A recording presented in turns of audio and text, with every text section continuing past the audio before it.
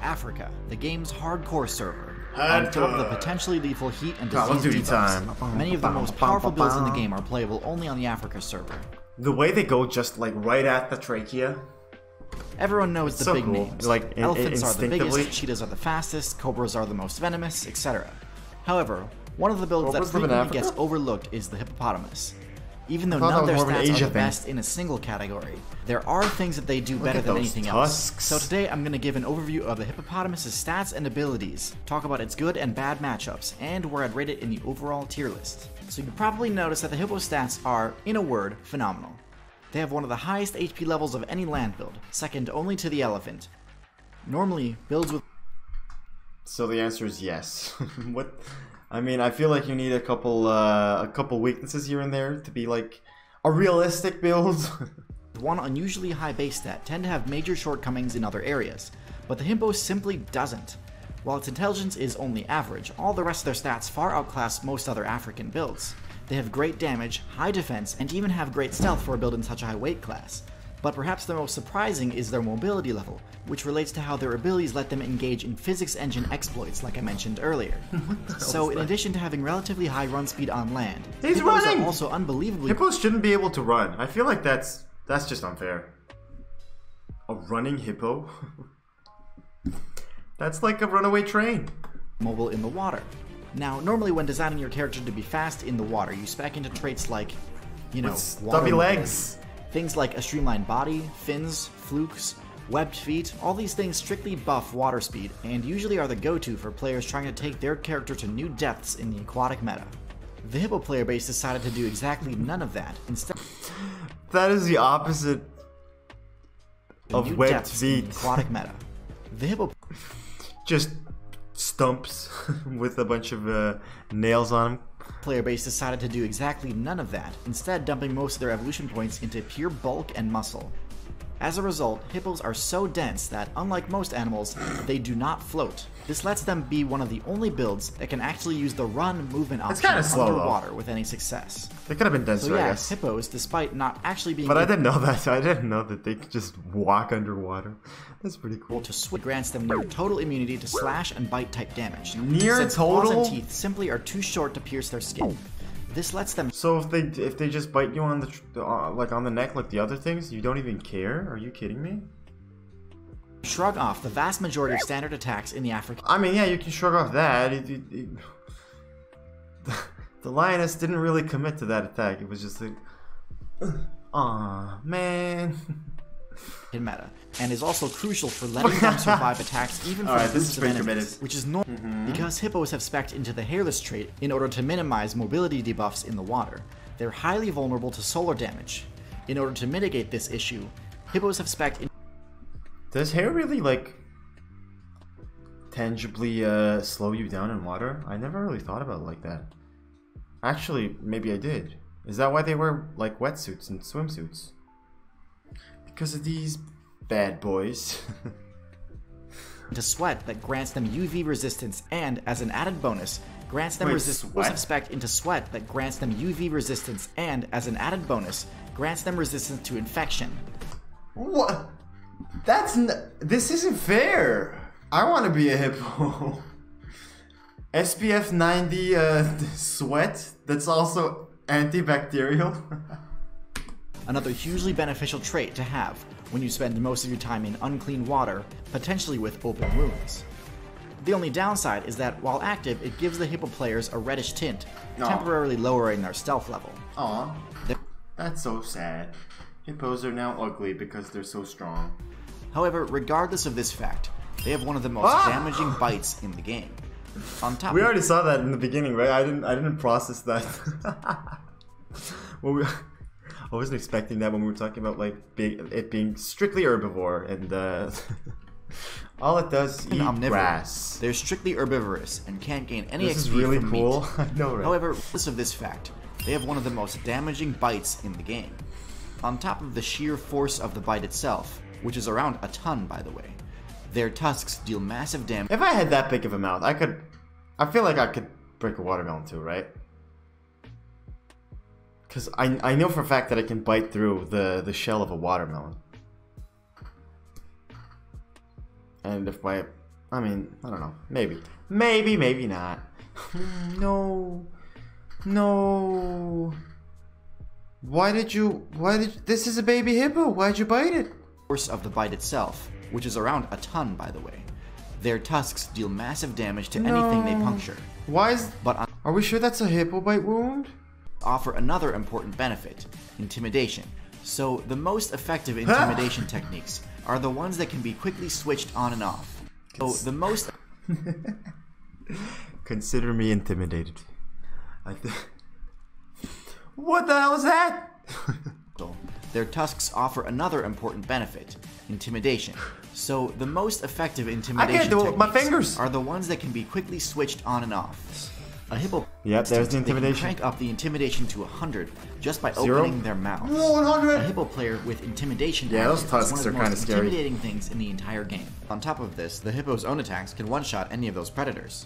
As for bad matchups, any builds that focus on stab-type weaponry can definitely give a hippo a hard time. Oh, really? In particular, elephants and rhinos both have long enough horns or tusks to pierce the hippo's thick skin and deal critical damage to a hippo foolish enough to challenge them. Oh, the lion's teeth aren't long enough, so it just goes through the skin. That's cool, but that's all it is. All it does is pierce the thick skin. Oh, I thought they just couldn't bite him. I see. Fortunately, the rhino's low intelligence makes it highly susceptible to intimidate abilities. So that matchup is by no means unwinnable. Feels bad, man. Elephants, though, they'll walk straight through a... They're so strong, but they're not smart enough to know it. It's how they fare against humans. And in this regard, they've got one of the best records of all. What? Obviously, they still lose to the highly advanced equipment that humans have recently unlocked. But aside from that, humans don't have any way to combat them. As a result, hippos have the highest KD ratio versus humans in the entire game. It's tough to argue that they're anything but S tier. They easily control any rivers or lakes that they're in. A few of them have recently broken into the South American meta. Now, hippos have one of the lower spawn rates. Is that Pablo Escobar thing? Now, hippos have one of the lower spawn rates in the... What do you mean lower? They're faster than humans. 243 days? Look at that, 15 months, 16 months. I mean, I guess they're not lions. Imagine a cheetah actually trying to hunt a hippo. What are you doing? Just don't even try it? It's always nice to be able to solve two problems at once. Yup. In America in the early... Two birds with a dinosaur turd? Do you understand that reference? Early 20th century, we had two very serious problems. The first was a meat shortage. The country's population was growing rapidly. Pigs! With immigrants from all over the world coming over... Pigs are basically long snout, long-eared hippos, right? And they kind of suck because they're also very weak and slow. Okay. They're just worse hippos in like every way.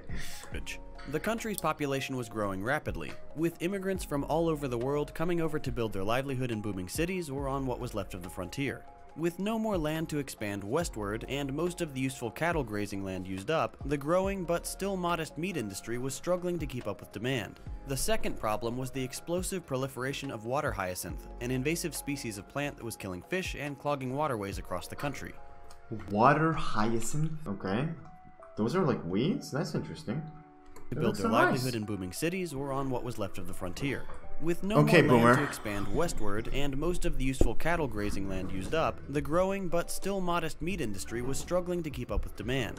The second problem was the explosive proliferation of water hyacinth, an invasive species of plant that was killing fish and clogging waterways across the country. I wonder why. Why does industrialization result in an explosive proliferation of water hyacinths?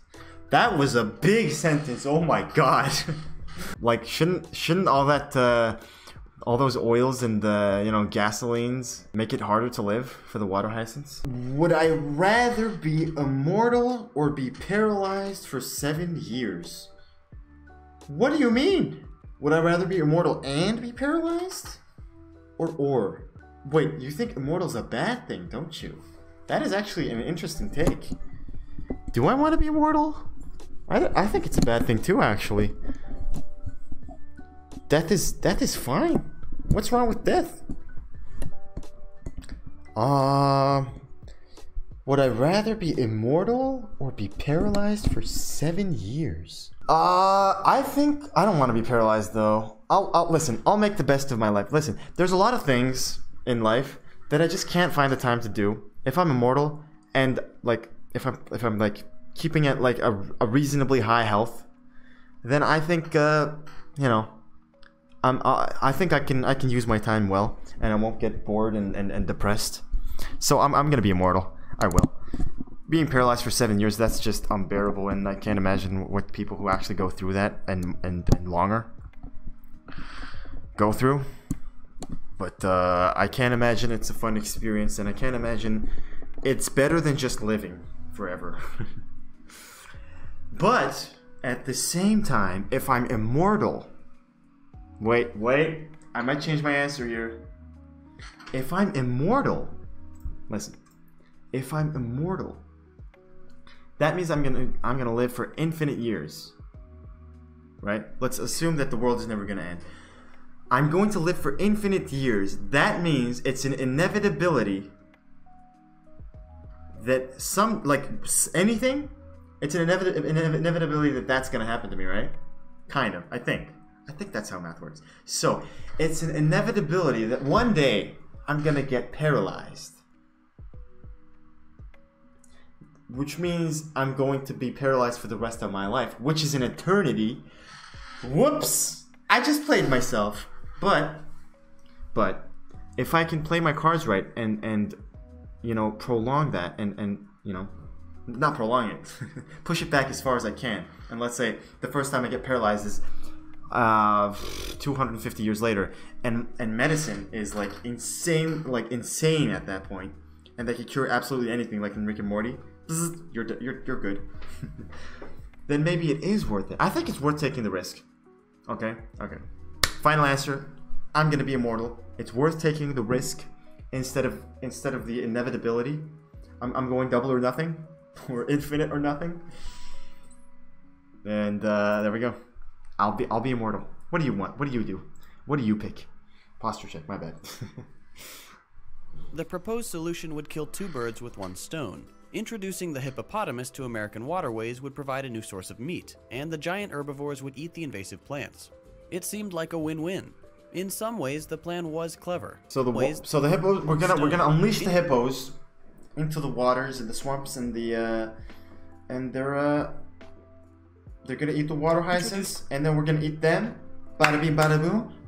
Completely new, completely fabricated food chain that might just work. It's so crazy, it might just work. But as we'll see, the plan to bring hippos to America's waterways would have been a disaster. You don't know that. What do you mean it almost worked? They didn't try it, did they? The entire story is really fascinating and honestly deserves its own feature-length movie, preferably hippopotamus imports. Okay. As crazy as it sounds today, in 1910... Are those red parts the parts where they're sweating? Is that so? That's what that means? They're sweating here, but not quite here. That hippopotamus might not taste very good. Not that the giant creatures were incredibly dangerous. Alright guys, I have a great idea. We're gonna overrun our country that we love, that we swore to protect, that we have to look out for the best interests, you know? We're gonna overrun it with wild animals that are extremely dangerous and extremely hard to kill, even for other wild predators. But actually, they might not taste that good, so maybe we shouldn't. That's my only concern. In fact, Burnham suspected they would be easy to domesticate and would become very docile. Really? If they can, that's so cool. Oh my god. A domestic hippo. Is that not the coolest thing? Like after we watched that Hippos OP video? That's Newspaper headlines said things like, hippopotamus meat is expected to humble the beef trust. Here's the thing. It was kind of crazy to believe this was a good idea. You don't know that. Quite possibly the most dangerous animal on Earth. Okay. They can weigh up to 4,000 pounds, more than most cars. They're incredible. Are they like, you know, aggressive though? Or are they like bees? Do they like do anything if you don't do anything? Don't go to the swamps. How about that? Aggressive. They can reach speeds of 19 miles per hour on land. They kill crocodiles because they can. 19 miles an hour? What? 30? 45. Okay. Alright. They're slower than us. We're cool. We're fine. And baby hippos use crocodiles as chew toys when they're teething. What's more, baby hippos use crocodiles as chew toys when they're teething. What's more, the crocodiles just let them do it, because otherwise the adult hippos will tear them apart. That is certified badassery. Certified by Dr. Mo himself. I approve this message. And you see that guy? That crazy-eyed guy? He also approves. A hippo just sounded like an exotic water cow. They look kind of similar. They're both herbivores. They both provide a lot of meat. What could go wrong? Do they provide meat? Who eats hippos? Has anyone actually eaten hippos? The taste is mild, less than lamb, and more than beef. Slightly more marbled than usual version, so it's fatty. Tastes exactly like hippo. Okay. Alright. See? Marbled? That's what it means, right? That's just fat. Fat deposits in the muscle. Meat is just muscle, so. What could go wrong? Well, just look at Colombia. In the 1980s, drug kingpin Pablo Escobar imported 4 hippos for his personal zoo. After Escobar's empire collapsed, the hippos escaped and began to multiply. Yo soy Pablo Emilio Escobar Gaviria, and I don't know the rest. With no natural predators, these giant beasts are free to do whatever they want. We're the natural predators. Second Amendment, baby. They wander into town, eat whatever they feel like, block traffic, destroy cars. Officials have tried to put them in pens, but they always manage to break out. These are seriously dangerous creatures. What do you mean they always manage to break out? They always feel like they can break through concrete walls now? It's hard to imagine early 20th century American hunters would have had much luck taking down these monsters and bringing home the lake bacon. We're thinking about the early 20th century guns? I don't know. They're guns. They can kill hippos. Come on. But despite all the risk, we almost made it happen. H.R. 23261, the Hippo Bill, almost became a reality. I wish it passed, man. That would have been so cool, wouldn't it? I don't know. I want to know what would have happened. You say it's dangerous, and obviously there are risks, but that would have been so cool. Just hippos running around. I mean, I haven't been to the U.S. in over a decade. And I've only been there for like, I don't know, probably less than a month total. But still, you guys try it out. It'll be fun for me. In the end, though, hippo meat was just too strange. That was the biggest turnoff, I guess. We can't. I feel like anyone can get used to anything, right? If it's just normal meat, right? It just tastes kind of weird. If it's normalized within society, I feel like people would get used to it and start buying it. Especially if it's like, if they're everywhere and it starts getting cheaper. But also, it might be hard to get it off the ground at first, and people might just stop hunting them if no one's buying them at first. I don't know. I'm not an economist. Not even close. I know nothing about politics. I know nothing about economy. So take what I say with like a heap of salt. This is the mindset that eventually led us to factory farming, a practice widely seen as cruel and inhumane.